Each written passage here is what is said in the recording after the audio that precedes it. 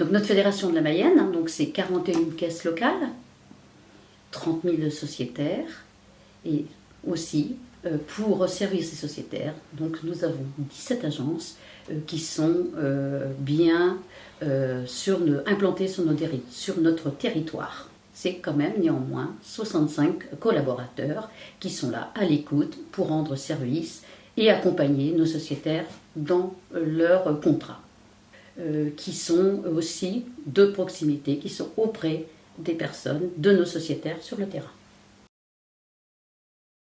Donc aujourd'hui, l'assurance aléa climatique sur le département de la Mayenne, c'est à peu près 1000 contrats sur 5400 sociétaires.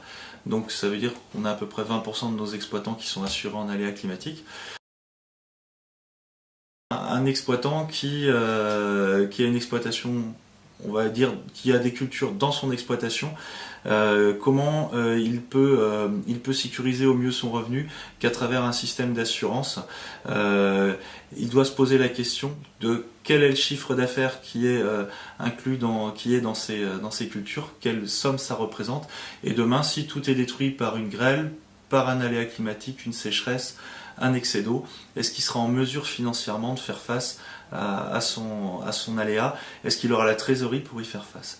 Et j'ai envie de dire que s'il n'a pas la trésorerie pour faire face à ça, eh bien la meilleure solution reste encore un système assurantiel. On ne couvrait que la perte de quantité dans les exploitations et sur les cultures.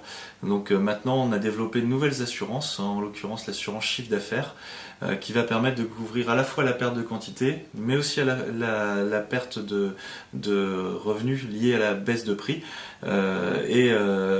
Cette baisse de prix, l'idée ça va être pour l'exploitant de couvrir vraiment le chiffre d'affaires nécessaire pour assurer la mise en culture et le revenu qu'il escomptait dégager de sa culture l'année où il va s'assurer en fait.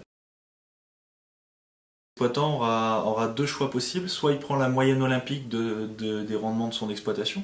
Donc la moyenne olympique, c'est on enlève la meilleure et la moins bonne année, et on fait la moyenne des 3 années qui restent. Et il aura aussi la possibilité maintenant de prendre la moyenne des 3 dernières années et de regarder quelle est la plus favorable entre la moyenne olympique et la moyenne des 3 dernières années, de façon à avoir un rendement de référence qui soit le plus élevé possible par rapport à la perte qu'il peut avoir face à un aléa climatique. Donc ça va dans le sens ça va dans le bon sens pour les exploitants.